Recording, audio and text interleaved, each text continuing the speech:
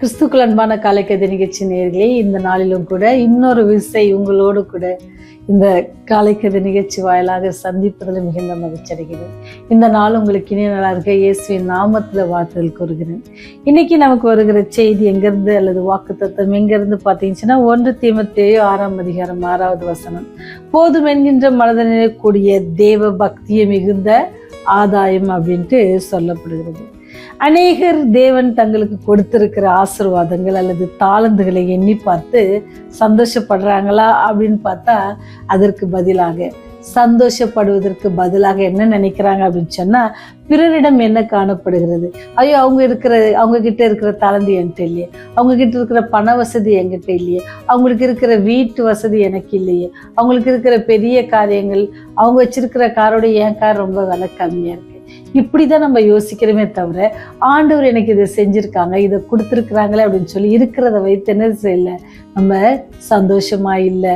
ஏன்னு சொன்னா நம்முடைய எண்ணங்கள் எப்பொழுதும் எப்படி இருக்கு, மற்றவர்களை பார்த்து அதை மாதிரி இருக்கும் தான் நினைக்கிறோமே தவிர, ஆண்டவர் எனக்கு இந்த ஆசீர்வாதத்தை கொடுத்துருக்காங்க, இதற்கான ஆண்டவரை விசுவாசிக்கிறேன் எத்தனை பேர் சொல்றோம்? நானும் தான், இதுல என்னையும் கூட சேர்த்துக்கலாம். ஏன்னு சொன்னா நம்ம எப்பவுமே என்ன, நம்மகிட்ட இல்லாத இருக்கிற பொருளுக்காக தான் நம்ம என்ன செய்யறோம், ஆசைப்படுறோம், தேடுறோம், அதுக்கு தான் தேடுறோம் இல்லை. ஆனா நம்ம அப்படி இருக்கக்கூடாது. ஆண்டவர் நம்ம எந்த நிலைமையில வச்சிருக்கிறாரு, எதற்காக இருக்கிறோம் அப்படின்னு சொல்லி நாம் எப்பவுமே என்ன செய்யணுமா புரிந்து கொள்ளணும். அப்படின்றதுக்கு தான் இன்னைக்கு ஒரு கதையை வாசித்தேன். என்னன்னு சொன்னா, ரசல் கான்வெல் என்றவர் என்ன செய்யறாருன்னு சொன்னா, ஒரு பெரிய பெரும் போதகர். அவர் என்ன செய்யறாருன்னு சொன்னா, அரேபியா நாட்டுக்கு போனப்ப அங்க அறிந்த ஒரு அனுபவத்தை என்ன செய்யறாருன்னு சொன்னா அங்கே எழுதியிருந்தாரு. அது என்ன அப்படின்னு சொன்னா, ஹல் ஹபீத் என்ற ஒரு பெரிய செல்வந்தன் இருக்கிறாரு. அந்த பணக்காரர் என்னன்னு சொன்னா, அளவுக்கு அதிகமான செல்வம் அவருக்கு இருக்குது. ஆனாலும் கூட அவருக்கு அதிகமாக இருந்தாலும் கூட அவருடைய எண்ணங்கள் எங்கே பட்டுச்சுன்னு சொன்னா, அங்க இருந்த ஒருத்தர் ஒரு நாள் ஒரு ரத்தின கற்களை பத்தி சொன்னாராம். ஐயோ, ரத்தின கற்களா, அந்த ரத்தின கற்கள் எனக்கு இருந்தா எப்படி இருக்கும் அப்படின்னு சொல்லி அவருக்கு ரொம்ப ஆசை. ஐயோ, இவ்வளோ செல்வந்தம் இருந்தாலும் கூட அவருக்கு அந்த எண்ணம் எல்லாம் எங்க இருந்துச்சுன்னா, யோசனைகள் எல்லாம் எங்க இருந்துச்சுன்னா அந்த ரத்தின கற்கள் மேல இருந்துச்சு. அப்ப அந்த ரத்தின கற்கள் எங்க இருக்குன்னு பார்க்கணும். அது இருந்தா நான் எனக்கு இன்னும் நிறைய செல்வந்தம் சேர்த்துடலாம்ல, அந்த ரத்தின கற்கள் எனக்கு எவ்வளவு விலை கொடுத்தா இருந்தாலும் நான் வாங்கிடுவேன், வாங்கி அதை நான் விற்று அது இன்னும் பெரிய பணக்காரனாக அப்படின்னு சொல்லி தன்னுடைய சொத்தெல்லாம் வித்துட்டு என்ன செய்யறாருன்னு சொன்னா, இந்த ரத்தின கற்களை தேடி அலையிறாராம். கொஞ்ச நாள் தேடி பார்க்கறாரு. அவருடைய கையில இருக்கிற காசெல்லாம் கொஞ்சம் கொஞ்சமா குறையுது. ஆனா ரத்தின கற்களை அவரு கண்ட மாதிரி எதுவுமே இல்லை. ஆனால் இன்னும் பிரயாசப்படுறாரு, அவரால் முடியல.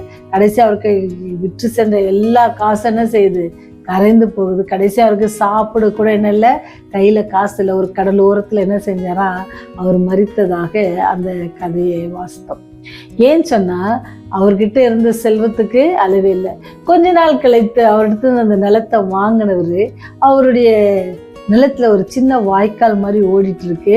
அந்த தண்ணியை பார்த்தீங்கன்னு சொன்னா அதுல சின்ன சின்ன விசேஷமான கற்கள் இருந்துச்சாம். அதை பார்த்து அந்த மனுஷன் எடுத்து அதை ஆராய்ச்சி பண்ணி பார்த்தா ரத்தின கற்கள். பார்த்தீங்களா, அவர் இருக்கிற இடத்துலயே இருந்துச்சு, அவருக்கு ஆண்டவர் கொடுத்த இடத்துல இருந்துச்சு, ரத்தின கற்கள் இருந்துச்சு. ஆனா அவர் அதை பார்க்கல. அப்ப நீங்களும் நானும் என்னன்னா, போதும் என்ற மனசு, ஆண்டவர் நமக்கு கொடுத்திருக்கிற காரியம், அதை நம்ம என்ன செய்யணுமா, அதை பெரிய ஆசீர்வாதமாக எண்ணி ஆண்டவருக்காக அதை பயன்படுத்தணும். அது மாத்திர அந்த ஆசீர்வாதத்திற்கு நம்ம எப்பவும் நன்றி உள்ள பிள்ளைகளாக இருக்கணும்.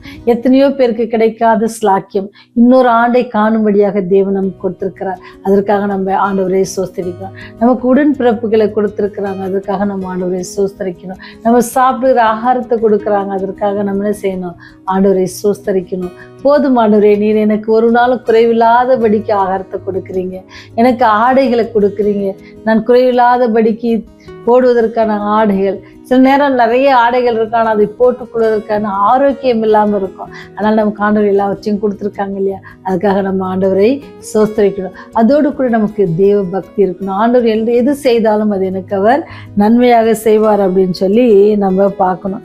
பிரியமான சகோதரிகளே, நீங்களும் நானும் பிறரிடம் என்ன இருக்குது அப்படின்னு பார்க்காதபடிக்கு எனக்கு ஆண்டவர் என்ன செய்திருக்கிறார், ஆண்டவர் நான் தகுதி இல்லாதவள் ஆண்டவரே, ஆனாலும் கூட உங்களுடைய அன்பு நிமித்தமாக எனக்கு இதை செய்திருக்கீங்களா அப்படின்னு சொல்லி நீங்க எப்படி எவ்வளவுக்குள்ள நன்றி உள்ளவர்களாக இருக்கிறீங்க அப்படின்னு சொல்லி இன்னதால நீங்களும் நானும் யோசிக்கணும். நமக்கு கிடைத்திருக்கிற எல்லா காரியத்துக்காக ஆண்டவரை சோஸ்தரிங்க. அப்படி நீங்கள் நான் சோஸ்தரித்து அவருடைய நாமத்தை மகிமைப்படுத்துவோம்னு சொன்னா அதுவே நமக்கு என்ன செய்யுமா? மிகுந்த சந்தோஷத்தை தரும், நம்ம வாழ்க்கையில சமாதானத்தை தரும். இல்லாத பொருளுக்காக வேதனைப்படுவதில்லை. இருக்கிற நிலைமையில ஆண்டவரே என்னை இப்படி வைத்திருக்கீங்க, இதற்கு சோத்திரம் சொல்லி நம்ம வாழ்வோம்னு சொன்னா அது நமக்கு என்ன செய்யுமா? நல்ல ஆரோக்கியத்தை மாத்திரம் தராது, அதோடு கூட என்னது? சமாதானத்தை கட்டளையிடும். தூக்கத்தை நல்ல உங்களுக்கு நல்ல தூக்கத்தை ஆண்டவர் கொடுப்பாங்க. நீ சாப்பிடுகிற ஆகாரம் குறைவில்லாமல் கிடைக்கும். நீ கர்த்தரை நம்பி அவரை விசுவாசித்து ஆண்டவரே போதும் ஆண்டவரே, நீ எனக்கு கொடுத்திருக்கிற இந்த கிருபை போதும் ஆண்டவரே அப்படின்னு சொல்லி ஆண்டவர் மேல நம்ம விசுவாசம் வைத்து எல்லா சூழ்நிலையும் அவருடைய நாமத்தை உயர்த்துவோம் அப்படின்னு சொன்னா அவர் இன்று உங்களோடு கூட இருந்து உங்களை ஆசீர்வதிக்க, நீங்கள் அவருக்கு கூறுகிற அந்த நன்றி சோஸ்திரம் அவருக்கு சோஸ்திர பலியாக போகும் பொழுது சாத்தான் உங்களை விட்டு என்ன செய்வான்? ஓடி போவான். அவன் உங்களை விட்டு ஓடி போகும்பொழுது உங்களுக்கு என்ன கிடைக்கும்? சந்தோஷம், சமாதானத்தை தர தேவன் காத்திருக்கிறார். அதை பெற்றுக்கொள்ள நீங்க ஆசையா இருக்கீங்களா? அப்படி ஆசையா இருப்பீங்கன்னா ஆண்டோடைய பாதத்துல உங்களை ஒப்பு கொடுத்து ஜெபிங்க. ஆண்டவர் உங்களை ஆசீர்வதிக்க வல்லவராக இருக்கிறார். ஜெபம் செய்வோமா?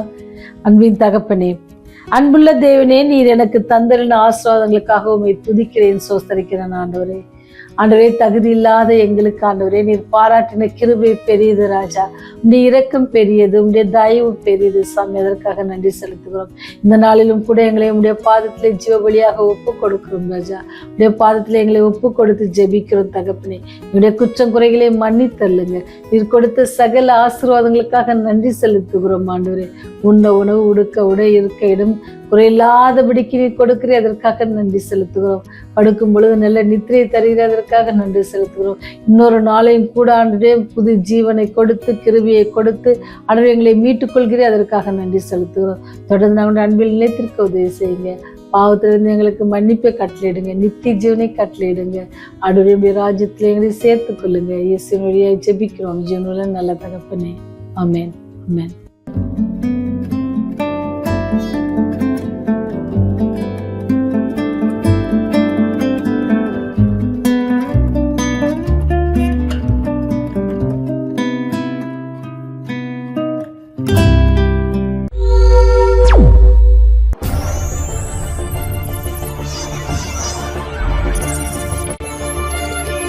நீங்கள் பார்த்துக் கொண்டிருப்பது உங்கள் ரிவைவல் டிவி.